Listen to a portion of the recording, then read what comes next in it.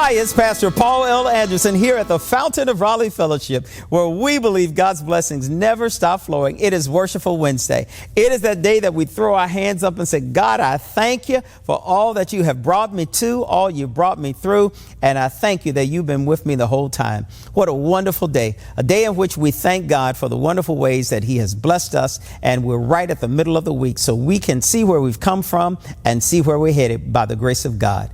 In Matthew's Gospel, the 19th chapter, verses 16 through 22, Jesus begins to share with him a story about a rich man. This rich man comes to Jesus and he calls him teacher.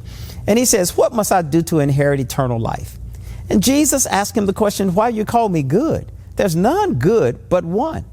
And Jesus lets the man know that because of the goodness of God, I'm going to have a conversation with you. You know, all of us need to be engaged in a conversation with Jesus simply because we come and we ask him questions. When we ask Jesus a question, he is always ready to give us a response. And sometimes it's not the response that we want to hear, but it's a response to our question. Jesus tells him there's only one who is good. But to answer your question, if you want to receive eternal life, keep the commandments. Which one of these have you remembered to keep? The man replied and said, I haven't murdered anybody. I haven't committed adultery. I haven't stolen. I haven't done any of those things. I've honored my parents. I have done everything that the commandment asked me to be. I have obeyed all of these since I was young. What else must I do? Now, Jesus looks at the man and he perceives that the man has some good intentions. But Jesus looks even deeper into the man and he says, if you want to be complete, if you want to be perfect, if you really want what you said you wanted to know about, go and sell all your possessions, give the money to the poor, and you'll have treasures in heaven. Then you can come and follow me. But when the young man heard this, he went away sad, for he had many possessions. Well, the truth of the matter, his possessions had him. The man wasn't willing to sell out for God. He wasn't willing to give it all up to follow Jesus. Who ever would have thought that when Jesus told him to sell it all, the man, if he had just thought about it, he would say it's worth all of that and more. Because serving Jesus gives you not only blessings in this life, but it gives you blessings in life eternal. This man, we don't know what he did, but all the things that we do know is that he went away sad because Jesus asked him to do something. How many of us go away sad because Jesus asked us to do something?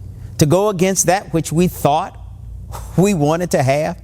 To go against that which we thought was the greatest thing we could have ever done? This man, we don't know if he was just trying to tell everybody how good he was. Maybe Jesus was telling him your righteous acts or deeds really can't get you into heaven. But since you think you've done it all, there's one thing you haven't done. Give it all away. When you and I give it all away, it simply means we have surrendered it to God. Doesn't necessarily mean you and I have to sell all of our riches, but it means have we given it into the hands of God. Today, I hope you and I can give all of our possessions, all of our wealth, all of our cares, all of our concerns into the hand of God. Then we can do the converse of the man in the text.